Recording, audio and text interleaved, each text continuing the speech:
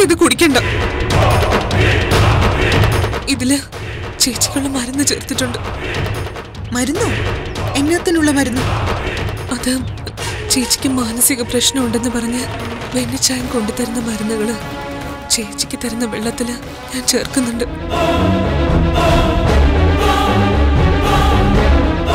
ഏത് നിമിഷവും ചേച്ചി ആത്മഹത്യ ചെയ്തേക്കാവുന്ന വെണ്ണിച്ചായം പറഞ്ഞിരിക്കുന്നത്.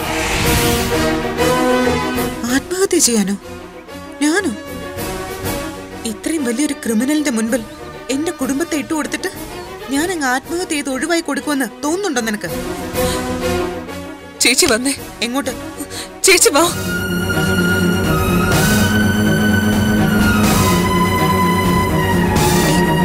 എടി ഇതെങ്ങോട്ടാ? വാ ചേച്ചി.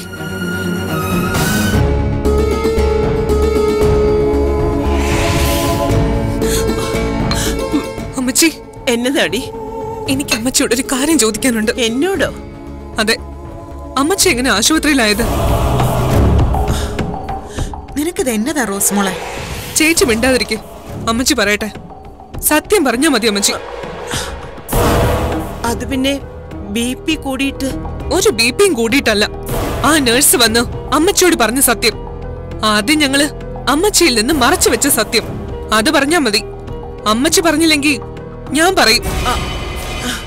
അത് ഞാൻ വിഷം കഴിച്ചതാ. കഴിഞ്ഞതൊക്കെ കഴിഞ്ഞു, അത് വിട്ടു കളഞ്ഞേക്ക്.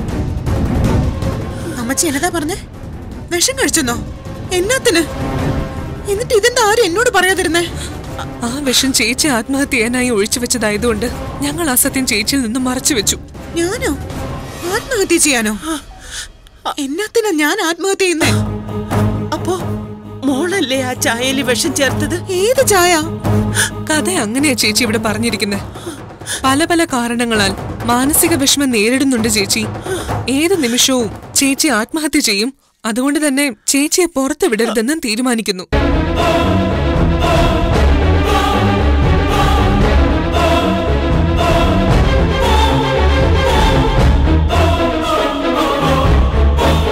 അന്ന് പോസ്റ്റ് ഓഫീസിൽ പോകാനായിട്ട് യൂണിഫോം തേച്ചുകൊണ്ടിരുന്ന ചേച്ചിയോട് പോകരുതെന്ന് അമ്മച്ചി പറഞ്ഞു.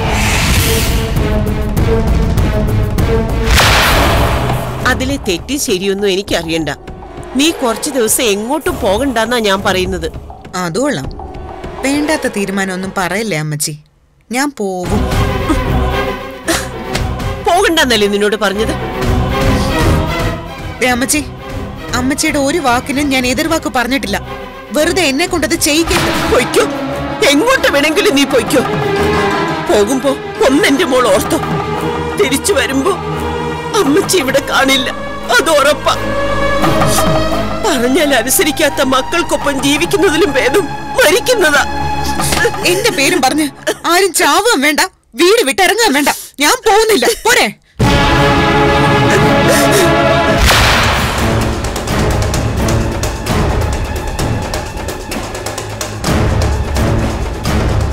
ആ വിഷമത്തിൽ മനോരോഗമുള്ള ചേച്ചി ആത്മഹത്യ ചെയ്യാനായിട്ട് ചായയിൽ വിഷം ചേർത്ത് വെച്ചു.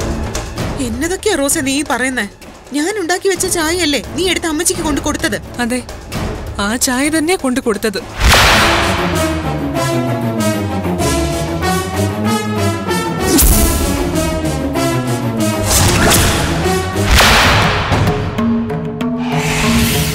ചായയിൽ ചേർത്തിരുന്ന വിഷമാണ് അമ്മച്ചി വീഴാൻ കാരണമെന്ന് ഡോക്ടർ പറഞ്ഞു. ആ ചായയില് ആരാ വിഷം ചേർത്തത്? വിഷം ചേർത്തത് ആരാണെന്ന് എനിക്കറിയില്ല. പക്ഷേ ഇത് കണ്ടോ, ഒന്നാന്തരം വിഷത്തിന്റെ കുപ്പി ജീന കൊണ്ട് കളഞ്ഞതാ. ഇതെന്റെ കൈ കിട്ടുമ്പോഴേക്കും അമ്മച്ചി ബോധം കെട്ട് വീണ് കഴിഞ്ഞിരുന്നു.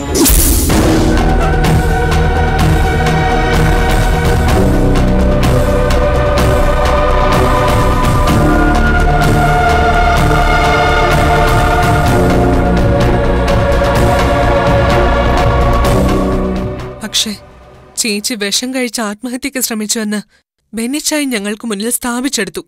ബാക്കി എനിക്കറിയാം. അമ്മച്ചി വിഷം ചെന്നാണ് ആശുപത്രിയിൽ എത്തിയതെന്ന് ഞാൻ അറിഞ്ഞാൽ സർവ്വതും പൊളിയോന്നറിയാവുന്ന ബെന്നി ആ സത്യം ഞാൻ അറിയാതിരിക്കാൻ നിങ്ങളെ ചട്ടം കെട്ടി. എന്നതൊക്കെയാ മക്കളെ നിങ്ങൾ ഈ പറയുന്നേ? എനിക്കൊന്നും മനസ്സിലാവുന്നില്ല. മനസ്സിലാകാനൊന്നുമില്ല. അമ്മച്ചിയുടെ മരുമകൻ നല്ല ഒന്നാതിരി ക്രിമിനലാ. എടി, അനാവശ്യം പറയരുത്. അമ്മച്ചി, ബഹളം വെക്കാതെ. ഇത് നമ്മുടെ അന്നമ്മയുടെ ജീവിതാ. സൂക്ഷിച്ച് കൈകാര്യം ചെയ്തില്ലെങ്കിൽ അവളെ കൂടി നമുക്ക് നഷ്ടപ്പെടും. നഷ്ടപ്പെടാനൊന്നുമില്ല. ഒരു കൊലപാതകയെ എന്റെ ചേച്ചിക്ക് ഭർത്താവായിട്ട് വേണ്ട. കൊലപാതകയോ? ആര്? ബെന്നിയാണോ നിങ്ങൾ ഈ പറയുന്നേ? ആ അപ്പൂസിന്റെ അച്ഛനെ കൊന്നത് ആരാണെന്ന് അമ്മച്ചിക്ക് അറിയോ? ബെന്നിച്ചനാ കൊലപാതകി. എന്റെ മാതാവേ, എന്നതാ നിങ്ങളീ പറയുന്നത്? അമ്മച്ചി, നിലവിളിച്ച് അസുഖം വരുത്തി വെക്കരുത്. എല്ലാ സത്യവും പുറത്തറിയുമെന്നായപ്പോ ജീനീച്ചി എടുത്തു വെച്ച ചായയില് വിഷം ചേർത്ത് ചേച്ചിയെ കൊല്ലാൻ നോക്കിയത് അയാളാ. റോസ്മോളെ, നീ ഒന്ന് അടങ്ങ്. സത്യോ ചേച്ചി? ഞാനൊന്ന് അടുക്കളയിൽ ചെല്ലുമ്പോ ബെന്നിച്ചായൻ അവിടെ നിന്ന് പരുങ്ങായിരുന്നു. ബെന്നിച്ചൻ എന്താ അടുക്കളയില്? അത് പിന്നെ ജീന ഇവിടെ നിന്ന് എന്തൊക്കെയോ ചെയ്യുന്നത് കണ്ടു. വല്ല പണിയൊപ്പിക്കുന്നതാണോ നോക്കിയതാ. ഈ ആത്മഹത്യാ പ്രവണത ഉള്ളതുകൊണ്ടേ പേടിയാ എനിക്ക്.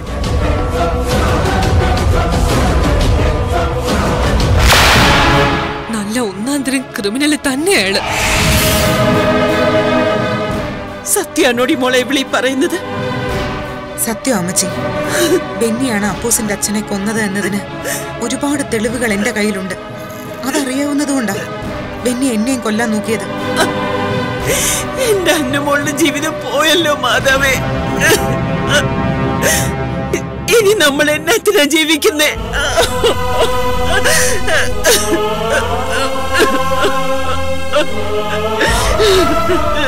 അമ്മച്ചി, കരയല്ലേ, ഒന്നും അടങ്ങ്.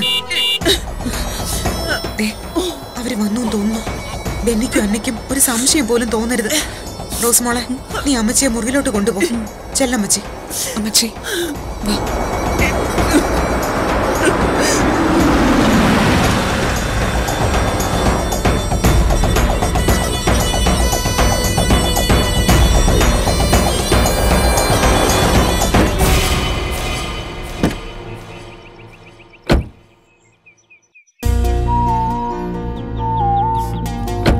ഇപ്പൊ എങ്ങനെയുണ്ട്? മൊത്തത്തിൽ മൂഡ് ഓഫ് ഒന്നും മാറിയില്ലേ? കുഴപ്പമില്ല. ഞാൻ പെട്ടെന്ന് തന്നെ നിന്നെ വിളിച്ചോണ്ട് പുറത്തുപോയത് എന്നാത്തിനാന്നറിയും? വീട്ടിലിരിക്കുന്ന കെട്ടിയോളുടെ മുഖം കനത്തിരുന്നാലേ ഭർത്താവിന്റെ പരാജയം അവിടെ തുടങ്ങുന്ന. എന്റെ ഇച്ചയൻ എങ്ങും തോൽക്കത്തില്ല, അതിന് സമ്മതിക്കില്ല ഞാൻ.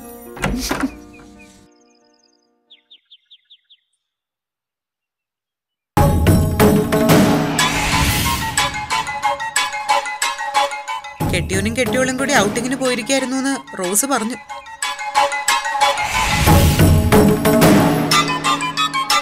ഷോപ്പിംഗ് ഉണ്ടായിരുന്നു തോന്നുന്നല്ലോ. എന്നതാടി, സാരിയാണോ? വേണ്ട, രാവിലെ ഇവിടെ നിന്ന് ഇറങ്ങി പോകുമ്പോ ഇതൊന്നും ആയിരുന്നില്ലല്ലോ ഭാവം. അത് കഴിഞ്ഞില്ലേ? അപ്പോഴത്തെ മൂഡ് അതായിരുന്നു, ഇപ്പോഴത്തെ മൂഡ് ഇതാ. എന്താടി, എനിക്ക് ഇഷ്ടപ്പെട്ടില്ലേ? വേണ്ട, സോപ്പിടണ്ട. ആര് പറഞ്ഞാലും അനുസരിക്കാതെ ഇഷ്ടമുള്ളതൊക്കെ ചെയ്ത് എല്ലാവരെയും സങ്കടപ്പെടുത്തും, എന്നിട്ട് സ്നേഹിക്കാൻ വരും. ഈ ബെന്നിച്ചായനെ തന്നെ ചേച്ചി പറഞ്ഞത് വല്ല ഓർമ്മയുണ്ടോ? അത് വിടന്നാമേ. ജീനയുടെ ഒരു ക്യാരക്ടർ അങ്ങനെ ആയതുകൊണ്ടല്ലേ. മനസ്സിലൊന്ന് ആഗ്രഹിച്ച അത് നേടിയിട്ടേ അടങ്ങൂ, അല്ല ജീനെ? ചില കാര്യങ്ങളിൽ അങ്ങനെയായി പോയി ഞാൻ. എന്നാ ചെയ്യാനാ? അതൊക്കെ നമ്മളങ്ങ് മറക്കുന്നു. അന്നാമേ, ജീനയുടെ കവറം കൊടുത്തേ. ചുരിദാർ എടുത്താ മതിയെന്ന് ഞാൻ പറഞ്ഞതാ. അപ്പൊ ഇച്ചായന് ഒരേ നിർബന്ധം, ചേച്ചിക്ക് സാരി എടുത്താ മതി. നോക്കി ഇഷ്ടപ്പെട്ടോന്ന് ചേഞ്ച് ചെയ്ത് വാങ്ങണമെങ്കിൽ വാങ്ങാം. അതിന്റെ ഒന്നും ആവശ്യമില്ല. എന്റെ മനസ്സിലെ ഐഡിയ എന്നതാണെന്നുള്ള കാര്യത്തില് ഏകദേശം ഒരു ഐഡിയ ഇപ്പൊ ബെന്നിക്കുണ്ടല്ലോ.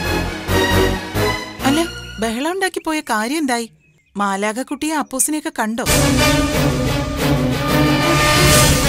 എന്നാ പറ്റി? പോയ കാര്യം നടന്നില്ലേ? നിങ്ങൾക്കാർക്കും ഒട്ടും താല്പര്യമില്ലാത്ത സബ്ജക്റ്റ് അല്ലേ അത്. ഞാൻ മാലാഖക്കുട്ടിയെ കാണുകയോ കാണാതിരിക്കുകയോ ചെയ്യട്ടെ, അത് വിട്ടേക്ക്. എന്റെ ഒരു ഭ്രാന്ത്, അങ്ങനെ കരുതിയാ മതി അതിനൊക്കെ. അപ്പോ ആ കുട്ടികളൊന്നും കാണാൻ പറ്റിയില്ല? സാമൂലിനെ കണ്ടില്ലേ? ഷടാ, അത് കളയുന്നേ. എന്നാമേ, നീ നിന്റെ കെട്ടിയോനെ വിളിച്ചോണ്ട് അകത്തോട്ട് പോയേ. വായിച്ച ചെല്ല്.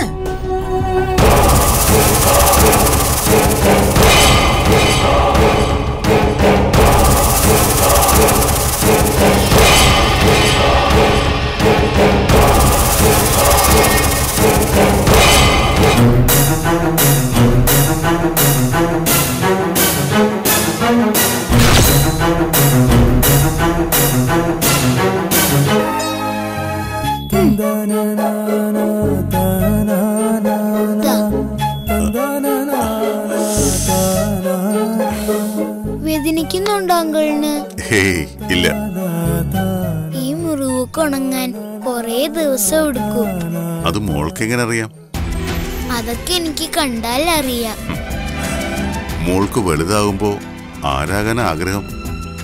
അങ്ങനെ ചോദിച്ചാ അതൊന്നും എനിക്ക് അറിയത്തില്ല. എന്നാലും പറയ്. ഇതുപോലെ മുറിവൊക്കെ ശ്രദ്ധയോടെ വെച്ച് കിട്ടുന്ന ഒരു ഡോക്ടറായാ മതിയോ? ആരുമില്ലാത്ത ആൾക്കാരെ ശുശ്രൂഷിക്കുന്ന ഒരു നല്ല ഡോക്ടറായാ മതിയോ? മതി, ഡോക്ടറാവാ.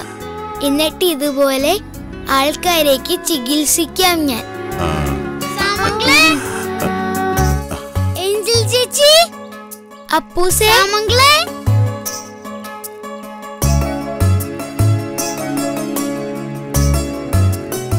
സാമംഗലിന് സുഖായോ? ആ, സുഖായി. എത്ര നാളായി അപ്പൂസ് ഇങ്ങോട്ടൊക്കെ വന്നിട്ട്? അമ്മച്ചി വിടത്തില്ലായിരുന്നു. ഇപ്പൊ നാൻസി ആന്റിയെ വിളിച്ചോണ്ട് വന്നത്.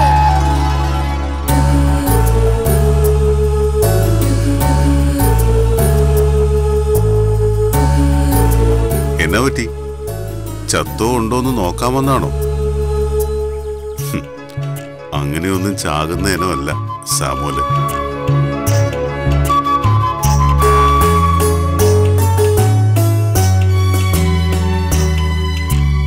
നാൻസിയെ ഞാൻ കുറ്റം പറയുന്നില്ല.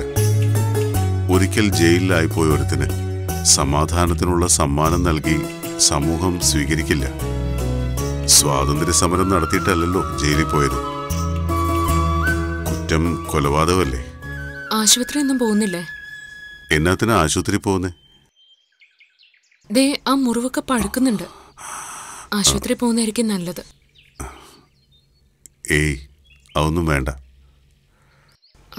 വേണമെങ്കിൽ ഞാനും കൂടി വരാം കൂട്ടിന്.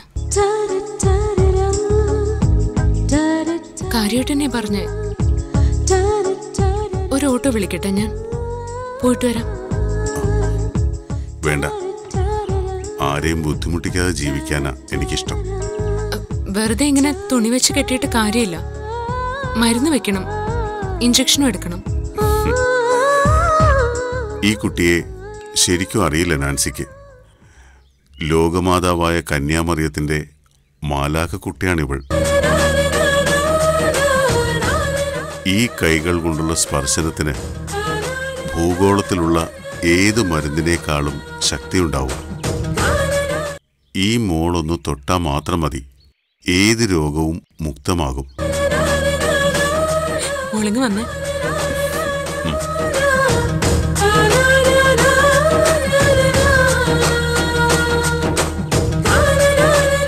അറിഞ്ഞാലേ വിശ്വസിക്കാവുന്ന ജീവിതം എന്നെ പഠിപ്പിച്ചത്.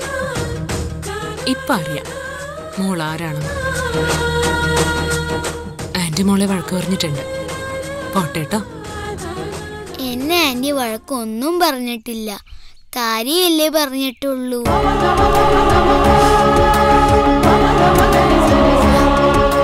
ഏഞ്ചൽ ചേച്ചി, ഇന്ന് വന്നേ. ശരി. എന്താ? വാ, ഒന്ന് വേഗം വാ. ഒരു സൂത്രം കാണിച്ചു തരാം. ദൂരോട്ടൊന്നും പോകരുത് രണ്ടാളും. ഏഞ്ചലിനോട് പറഞ്ഞ പോലെ തന്നെ നിങ്ങളോട് ഞാൻ പറയുക. ആരാന്നും എന്താന്നും ഇപ്പൊ എനിക്കറിയാം. വിശ്വാസമാണ്. പിന്നെ പറഞ്ഞതിനും ചെയ്തതിനുമൊക്കെ സോറി. എന്നാത്തിനാ? ഞാൻ പോവാ. അപ്പൂസേ, വാ പോവാം. ഞാൻ കുറച്ചു നേരം കൂടി ഇരുന്ന് കളിച്ചോട്ടെ ആന്റി. അയ്യോ, അതൊന്നും വേണ്ട, നീ വന്നേ. സാരമില്ല, എന്റെ കൺവട്ടത്തുണ്ടാവും ഇവർ രണ്ടുപേരും.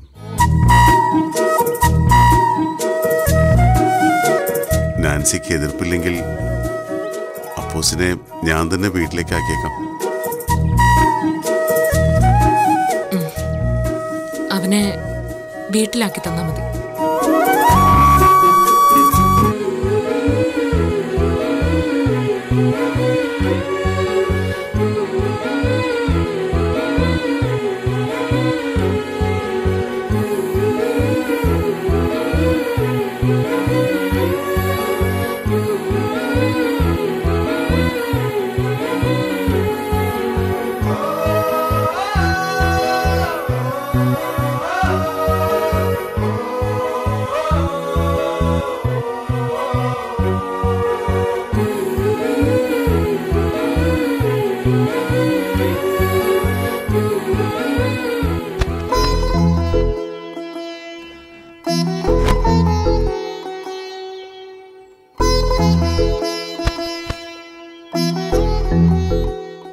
മോനെവിടെ?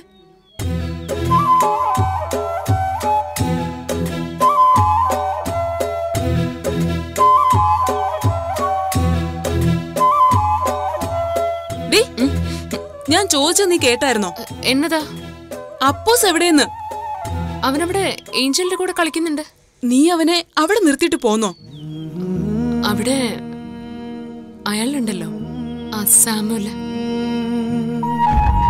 പുള്ളിക്കാരൻ അവനെ ഇങ്ങ് കൊണ്ടുവന്ന് ആക്കിക്കൊള്ളാന്ന് പറഞ്ഞു.